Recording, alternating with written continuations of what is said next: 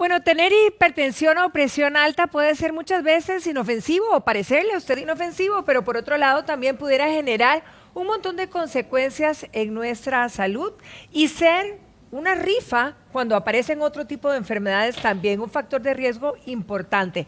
Así que el doctor Jorge Espitaleta está hoy para, bueno, aclararnos y quedar verdaderamente claros en lo que son realmente verdades o mitos. Doctor, muy buenos días. Un placer tenerlo aquí en casa. Buenos días, gracias. Sí, realmente la hipertensión es un problema serio, importante. De hecho, la siendo diagnosticados y muchos de ese 30% no tiene tratamiento adecuado, lo cual favorece todo lo que dijiste, probablemente la presentación de complicaciones cardiovasculares que se van aumentando conforme pasa la edad, entonces cada vez aumentamos el riesgo de tener o infartos o lesiones cerebrales o insuficiencia renal, cosas que todavía son mucho más complicadas que la hipertensión si lográramos diagnosticarla a tiempo. Bien, doctor, vamos a entrar de lleno a esas preguntas que son recurrentes entre el público y entre los amigos. La primera, ¿verdad? Y que muchos de ustedes, así que a prestar mucha atención porque pueden identificarse. No, yo no tengo presión alta. Es que mi presión sube cuando estoy nerviosa. Este podríamos decir realmente que es un mito. Nosotros normalmente podemos tener con algunas emociones elevaciones transitorias de la presión arterial, pero no podemos decir que cada que tenemos una emoción y nos tomamos la presión sale alta, definitivamente debemos consultar. De hecho, ahora médicamente tenemos muchos estudios que podemos realizar en este tipo de pacientes que niegan su patología y entonces podemos hacer algunos estudios como un monitoreo ambulatorio. Le colocamos un manguito de la presión con una grabadora y estamos tomándole la presión durante su actividad cotidiana y diaria y vemos realmente cómo se comporta, porque inclusive muchos de estos pacientes que dicen que la presión es simplemente emocional, vemos que inclusive en la noche, cuando todos nosotros debemos tener un descenso paulatino de la presión mientras dormimos, todo lo contrario, se mantienen exactamente igual, entonces no es una presión emocional. Sí pueden haber algunos casos, si uno ante un evento impactante se puede subir la presión arterial rápidamente, pero igual se debe bajar igual de rápido y no debemos mantenerla en niveles por encima de lo indicado. Ahora, pero entonces una situación emocional como lo acaba de mencionar usted, algo bastante grave o un accidente, una cosa de ese tipo, sí puede elevarnos la presión en ese preciso momento. Transitoriamente. Ok, pero sí. no que permanezca. Exactamente. Además, no es que con todos los eventos, porque a veces son eventos que no son importantes, Sí. se sube la presión. A veces dicen, voy donde el médico y se sube la presión. Un evento, era la cita médica y uno dice, no, esto es como la ley de Murphy, o sea, a mí no se me sube la presión nunca, pero cuando vengo a la cita médica, ¿será que el doctor me pone muy nerviosa? El problema de la hipertensión, además que tenemos que hablarlo, es que nosotros normalmente no sentimos nada cuando somos hipertensos. O sea, el problema de la hipertensión es ese. Ojalá diera síntomas, porque si diera síntomas la gente consultaría más temprano y podríamos hacer el diagnóstico más temprano. Entonces, a veces, cuando nos encontramos presión alta en el consultorio y decimos que es por el estrés del consultorio, realmente no es cierto. Es que somos hipertensos, que simplemente no nos hemos dado cuenta porque no da síntomas y que necesitamos tratamiento. Cuando uno encuentra cifras dudosas durante una evaluación rutinaria en el consultorio, pues entonces uno utiliza lo que les decía, el monitoreo ambulatorio de presión arterial. Entonces, con este monitoreo yo me doy cuenta si realmente el paciente se subía solo porque me estaba consultando o si realmente el paciente se mantiene con cifras elevadas. Y un paciente que mantiene cifras elevadas, independiente de la edad, hay que controlarlo, uno debe tener, la presión arterial además es un rango, a veces estamos muy dados a aprendernos números de memoria y que la presión tiene que ser 120-80, los médicos sabemos que la presión arterial es un rango y que igual varía durante el ciclo circadiano, durante probablemente las horas de la mañana va a elevarse un poco y va a ir descendiendo conforme va pasando la tarde y la noche mientras el sueño. Ahora, para todas las personas que a lo mejor una o dos veces recientemente se han dado cuenta que se les ha subido un poquito la presión, pero todavía no están, digamos, calificadas o diagnosticadas como hipertensos, ¿hay signos que nosotros podamos, tener claros como para decir, no, ya yo voy a realmente mantenerme checada para ver si soy hipertensa? Ok, probablemente el estilo de vida. El estilo de vida es algo que definitivamente es de las cosas que ha impactado en la reducción de hipertensión arterial en países desarrollados. Entonces, si síntomas es difícil, como les digo, puede dar dolor de cabeza, pero es que no todos los dolores No a de cabeza todos, sí, son por presión, hipertensión claro, y no claro. a todos los hipertensos les da dolor de Claro. cabeza. Entonces, no hay una sintomatología. Si a uno le han dicho en alguna toma esporádica que la presión está un poco alta, pues lo primero que todos deberíamos hacer es evaluar, nuestra dieta. Probablemente el consumo de sal es algo que deberíamos disminuir. De hecho, como les dije, hay campañas en países desarrollados en donde la industria de alimentos ha disminuido la cantidad de sal que contienen estos y con esto se ha logrado mejorar un poco los índices de presión arterial. Lo otro es el sobrepeso. O sea, si a mí me han dicho que tengo la presión alta en determinadas ocasiones y soy un paciente que estoy obeso, pues definitivamente tengo mucho riesgo. Entonces, mejor definitivamente consulte para realmente definir si es hipertenso. ¿Por qué? Porque si nosotros controlamos la presión, y eso es algo bien importante, la presión arterial no se cura.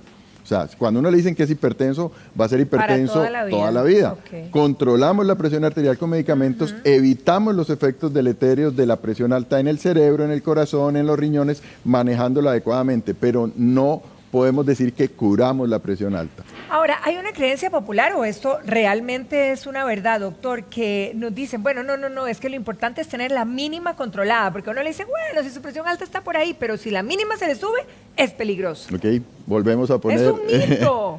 Volvemos a poner la respuesta de mito. Ajá. ¿Por qué? Porque las dos presiones son importantes. De hecho, la presión alta, muy alta, lo que hace es que puede hacer que se rompan algunos vasos sanguíneos, sobre todo en el cerebro, y causar además dilatación del corazón y dar una complicación de la hipertensión tardía, que es la insuficiencia cardíaca. Entonces, realmente las dos presiones, la presión tanto sistólica, que es la alta, como la diastólica, que es la baja, uno debe mantenerlas controladas. Idealmente, si no es diabético, uno puede tolerar presiones arteriales por debajo de 135/90. Si es diabético, nos volvemos un poco más estrictos. Hay un grupo etario específico en el cual se ha intentado o se pretende tolerar un poco más alta la presión de arriba, la sistólica, que son los adultos mayores, sobre todo los frágiles. En esos adultos mayores que son muy delgaditos, que uno los ve, probablemente en esos pacientes toleramos una sistólica un poquito más alta que lo normal, de hasta 150, pero inclusive el año pasado hubo algunos estudios donde nos devolvieron algunas cosas. Obviamente la presión todos los días la estudian, todos los días estamos haciendo, y tal vez en el último consenso de hipertensión fue un poco permisivo. El año pasado otra vez nos restringieron un poco y nos dijeron a los médicos, ok, cuidado, controlen mejor la presión, hay que estar sobre los pacientes hipertensos, porque si usted los mantiene con cifras adecuadas, su pronóstico realmente es mucho mejor. Puede haber gente que diga, bueno, no, hay gente que dice, pero usted me va a decir si es cierto o mentira. Cada vez que me tomo la presión sale diferente. Eso es cierto. O sea, la presión arterial no es una constante vital, o sea, no es que siempre que usted se la tome tiene que salir 120/80 o 110/60. Varía, como les dije, solo el ciclo circadiano. Si usted le toman la presión arterial, probablemente a la hora de acostarse o en la noche va a ser un poco más baja que la presión arterial que le toman en horas de la mañana. Entonces la presión arterial y por eso les digo que normalmente la presión arterial lo que tenemos es un rango de normalidad, no una cifra específica de normalidad. Siempre tenemos rangos, entonces decimos presión sistólica, que es la de arriba, entre 100 y 135. Eso toleramos. Es lo normal, eso es lo bueno. Sí. Y la baja, y la diastólica entre 60 y 90 máximo, digamos, eso lo toleramos. Y de ahí, por arriba de eso, empezamos a hablar de estadios de hipertensión, que hay estadio 1, estadio 2 y estadio 3 según las tablas, pero lo importante es que cualquier estadio al final de cuentas tiene consecuencias. Y el problema es ese, o sea, que si decimos que el 30-35% de la población tiene hipertensión, lo que estamos es aumentando el riesgo de enfermedad cerebrovascular, de posibles derrames cerebrales, de enfermedad cardiovascular, ya les dije, falla cardíaca e infartos agudos de miocardio, de insuficiencia renal, que es una causa importantísima de morbilidad para los pacientes, y hay algunas otras alteraciones, por ejemplo oculares. Los pacientes hipertensos tienen alteraciones también que los pueden llevar a trastornos visuales de manera importante. Doctor, y cuando aprovechando esto, digamos que la presión entonces, si varía tanto, nos la deberíamos de medir como para ir diagnosticando o por lo menos para ir verificando si se sube mucho a la misma hora, eso no tiene ninguna importancia. Realmente esa es la recomendación. Normalmente, bueno, primero no volvemos muy esclavos de la presión a los pacientes, porque a veces los pacientes se vuelven muy obsesivos, entonces se compran el manguito de presión y se están midiendo a todas horas la presión arterial, y entonces si se les sube 1 milímetro empiezan a variar, y como les dije, es un rango la presión arterial. Pero sí, normalmente la recomendación que nosotros hacemos cuando queremos controlar a distancia un paciente es decirle, ok, tómese la presión arterial idealmente a la misma hora y tómese la presión arterial en 3 posiciones. Entonces la idea es tomárselo de pie, tomárselo sentado y tomárselo acostado, porque también tiene algunas variaciones que nos pueden ayudar. Otra de las cosas importantes, cuando ya son hipertensos, y esto sí es muy importante, y tomamos tratamiento para la presión, definitivamente el tratamiento para la presión se debe tomar siempre a la misma hora para que el control sea adecuado durante el día. No me sirve de nada tener un día control 18 horas de presión, otro día 16, al día siguiente 24. La idea es que nos tomemos siempre a la misma hora para que tengamos niveles de medicamentos en nuestro organismo que nos controlen la presión. ¿No importa que sea en la noche o en la mañana, o lo ideal es en la mañana? Normalmente no importa mientras sea a la misma hora. De hecho, las últimas recomendaciones nos han dicho que tal vez algunos de los antihipertensivos es mejor tomárselos en horas de la noche, pero siempre a la misma hora. Alguna gente lo tiene de rutina, y si lo tiene de rutina, tomárselo cuando se despierta o tomárselo con el café. Desayuno, exacto. Lo más importante de todo es siempre a la misma hora. Ok. ¿Qué pasa? Vamos a recapitular lo que comentábamos sobre la cita médica, en donde de repente yo le digo, no, doctor, es porque estoy en esta cita que se me voló la presión. ¿Qué tanto y hasta dónde, verdad, en esos momentos de angustia con uno de nuestros hijos, con la pareja, la economía, qué sé yo, puedan hacer que verdaderamente la presión se suba y se mantenga por un montón de rato en esos picos, doctor? Si quieres, podemos decir que sí existe la hipertensión. De hecho se llama hipertensión de gabacha blanca o hipertensión de consulta, porque sí puede suceder, pero necesariamente tenemos que demostrarlo. O sea, no nos podemos quedar con el hecho de que no, es que a mí se me sube la presión porque voy a la consulta. Entonces, tenemos que demostrar fehacientemente que eso es lo que está pasando. Además, si encontramos cifras de presión extremadamente elevadas, definitivamente eso no es por la consulta. O sea, cuando yo encuentro un paciente que tiene sistólicas por arriba de 160 o diastólicas por arriba de 105, 110, eso no es, y me toca explicarlos en la consulta, eso no es por la consulta, o sea, no sube a rangos tan exagerados. Exactamente. Entonces, cuando uno encuentra hipertensiones en estadios muy altos, uno definitivamente inicia tratamiento inmediato. No, ¿por qué? Porque el riesgo de que estemos dañando los órganos primordiales es muy importante.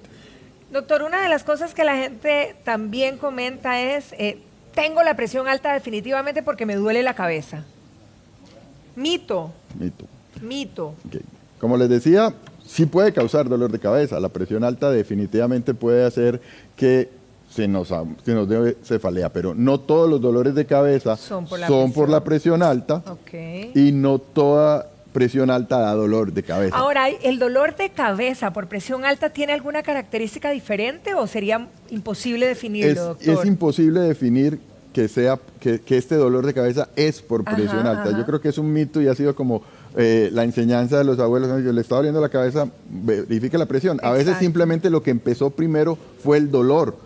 O sea, si usted tiene dolor y le miden la presión arterial durante cualquier episodio de dolor agudo, probablemente la presión se eleva un poco. Entonces, probablemente por eso asociaron. Si a usted le duele, qué sé yo, un hombro importante, si tiene una fractura, si tiene un dolor abdominal intenso, probablemente el dolor, como respuesta fisiológica del cuerpo, el dolor hace que se eleve la presión. Entonces, no podemos saber en ese dolor de cabeza qué fue primero, si el huevo o la gallina. O sea, no sabemos si fue primero la hipertensión y después la cefalea, o fue primero el dolor de cabeza y después la hipertensión. Obviamente, si usted, como digo, si tiene síntomas de alarma y no se deben dejar pasar desapercibidos, por ejemplo, que a usted le duele el pecho, que a usted le falte el aire cuando camina, que usted se ponga rojo con ejercicios mínimos, que tenga que descansar cuando está caminando aún en plano. Todos esos signos de alarma que nos están diciendo, probablemente mi corazón está teniendo sobrecarga por alguna razón, nos deben hacer consultar de manera temprana. Doctor, hemorragias nasales. Más de una persona dice, bueno, ¿será que a mí las hemorragias nasales me dan porque se me subió la presión? ¿Es un mito? Mito. O sea, como igual, puede, vamos. pero no siempre. Exactamente, igual Ok. vamos.